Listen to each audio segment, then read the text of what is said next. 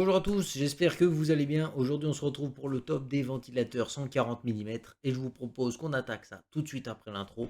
C'est parti.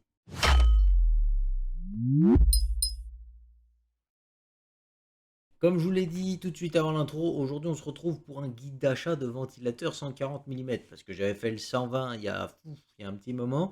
Et du coup, je me suis dit que ce serait peut-être le moment de vous sortir la version 140 mm parce qu'il y en a qui l'attendent depuis genre 8 mois. Petit guide d'achat ici. Alors, je tiens à préciser que je n'ai pas la science infuse. Je vous conseille des ventilateurs que j'ai testé la plupart du temps, mais il y en a beaucoup d'entre eux que j'ai pas essayé. Les ventilateurs, ce que je vous conseille de faire, c'est d'essayer de les écouter avant de les acheter, parce que chaque ventilateur est un petit peu unique au niveau du bruit, et du coup, ça peut largement dépendre, et peut-être que vous préférez un ventilateur à un autre.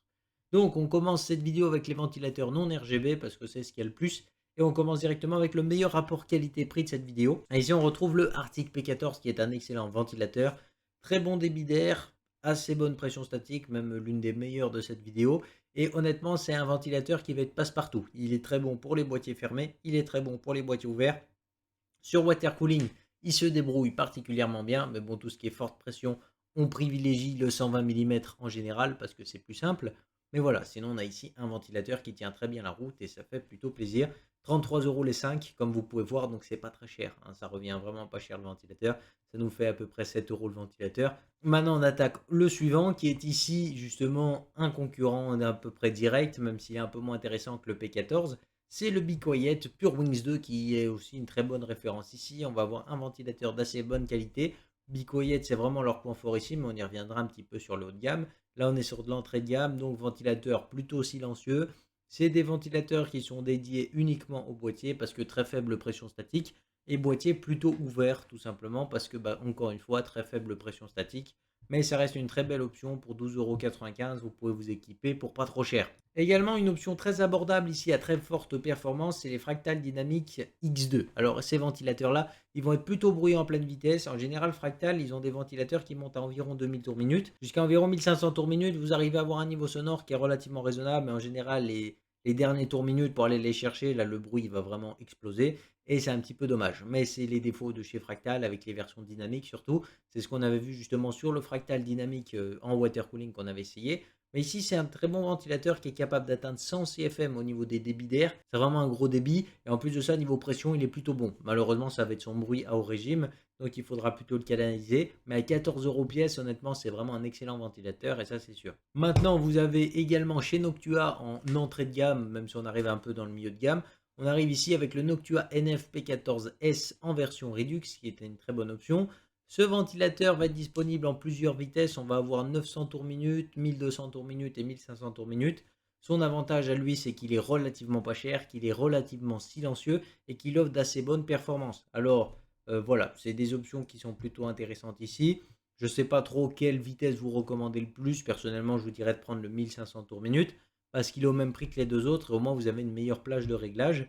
Et puis voilà, sinon c'est la très bonne qualité Noctua, il n'y a pas de doute à avoir. On poursuit avec un autre de chez Noctua qui cette fois-ci est vraiment spécialisé uniquement dans le silence et vraiment spécialisé là-dedans, c'est-à-dire que là son point fort c'est quasiment uniquement ça. Il va tourner à très basse vitesse, donc on a une vitesse maximale d'environ 800 tours minute. Comme vous voyez, les nuisances sonores annoncées sont de 11,9 décibels, donc c'est relativement correct. Ça fait plutôt plaisir ici. C'est un ventilateur qui est plutôt sympa, mais encore une fois, niveau pression statique, c'est pas terrible.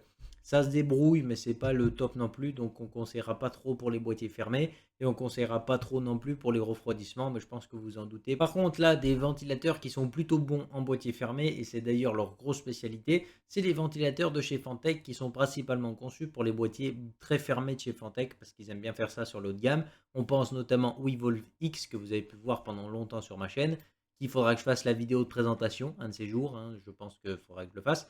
J'essaierai de le faire avant la fin d'année. À chaque fois, je dis ça, mais voilà. Sinon, on a ce type de ventilateur à l'intérieur. On sent tout de suite que leur point fort, c'est vraiment les boîtiers fermés. Ils sont là pour aspirer un maximum dans des conditions très dures d'habitude. Et voilà. Leur gros défaut, c'est qu'à pleine vitesse, ils font un bruit assez conséquent. Ce que j'aime bien, c'est que là, on a quand même 2000 tours minute pour des ventilateurs 140 mm. Et du coup, si jamais vous avez besoin de souffler très fort parce que votre processeur il est en PLS ou que votre carte graphique elle chauffe à mort, c'est techniquement possible. Donc ça peut être plutôt pas mal dans certaines situations, même si tout le monde n'a pas forcément envie d'avoir des avions. On continue à peu près au même prix et honnêtement, si vous avez le choix entre les deux, si vous avez un peu moins besoin de pression statique, même si au final entre les deux, ça se vaut très largement, c'est les Be Quiet Silent Wings 3 ici qui sont très intéressants, surtout pour leur pression statique, légèrement plus haute que celle des Silent Wings 4, même si ça se joue à une différence très légère, c'est toujours ça de gagner. Et là, leur gros avantage, c'est le moteur qu'il y a dedans. On est ici sur un moteur qui est capable d'encaisser 300 000 heures d'utilisation, soit à peu près 34 ans. Et honnêtement, je doute que vous ayez d'autres moteurs qui sont capables de faire ça, tout simplement parce que dans toute cette sélection, les moteurs Be Quiet sont les plus endurants que vous pourrez trouver. Et pour 25 € un ventilateur qui vous fait 35 ans, je pense que c'est techniquement le meilleur rapport prix-longévité ici dans cette vidéo. En plus de ça, ils sont totalement inaudibles, c'est-à-dire que si vous ne les faites pas bourriner comme un malade, c'est des ventilateurs qui vont vraiment être excellents parce qu'en plus de ça, ils resteront très discrets et vous offriront de très bonnes performances. Je conseille pour boîtier ouvert et fermé, ils se débrouillent très bien. Et même sur water cooling puisqu'ils sont intégrés sur le Silent Loop que vous avez déjà vu dans la configuration de test. On poursuit justement avec la dernière génération de ces Silent Wings qui ont légèrement moins de pression statique et qui sont disponibles en version Pro et en version High Speed. Là, on n'a pas de différence au niveau des pales, c'est-à-dire que le ventilateur est identique que ce soit la version Pro, la version High Speed ou la version classique, tout simplement. Et on se retrouve ici avec une version classique qui peut être cadencée jusqu'à 1100 tours minute, une version High Speed cadencée jusqu'à 1900 tours minute, et la version Pro qui va pouvoir atteindre, elle, 2400 tours minute.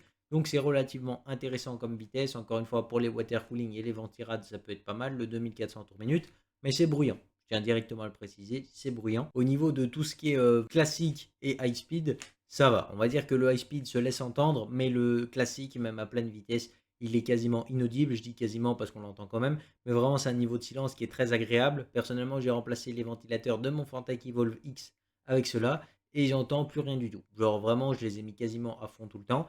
Et c'est un plaisir tout simplement parce que les anciens ventilateurs étaient un peu plus bruyants, on va pas se mentir.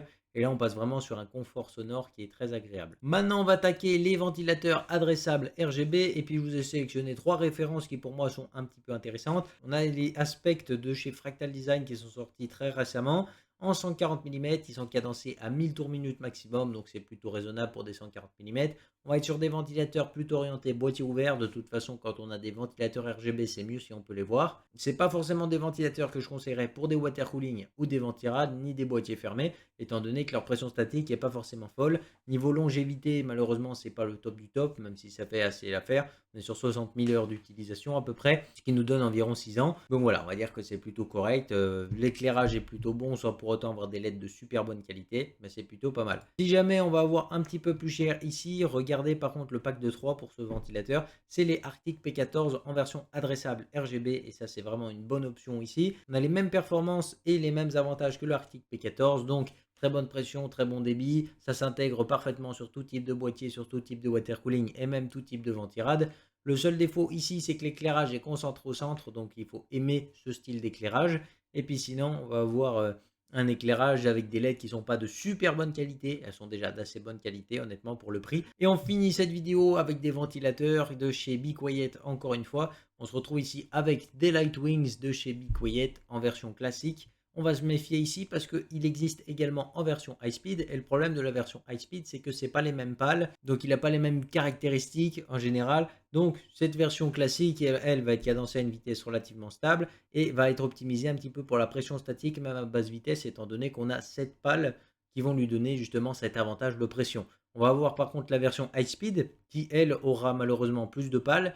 Du coup, elle va être plus optimisée pour les boîtiers ouverts, mais un peu moins pour les boîtiers fermés, à vitesse égale, je parle. Parce que même si vous le faites tourner à pleine vitesse, techniquement, il va rattraper son manque par rapport à la version classique, même doubler un peu. Mais à tour égal, le ventilateur sera moins intéressant, justement. Mais à tour égal, la version high speed sera moins intéressante pour les boîtiers fermés, tandis que la version standard sera plus intéressante pour les... Voilà, j'espère que ça aura été clair. Sur ce, j'espère que la vidéo vous aura plu. Si c'est le cas, n'hésitez pas à mettre le petit pouce RGB, à vous abonner si ce n'est pas encore fait, à conseiller également vos références de ventilateurs que vous avez déjà testés. Est-ce que vous en pensez dans les commentaires, parce que c'est toujours utile pour tout le monde. Et puis on se retrouve très bientôt pour une prochaine vidéo. Bye les gens.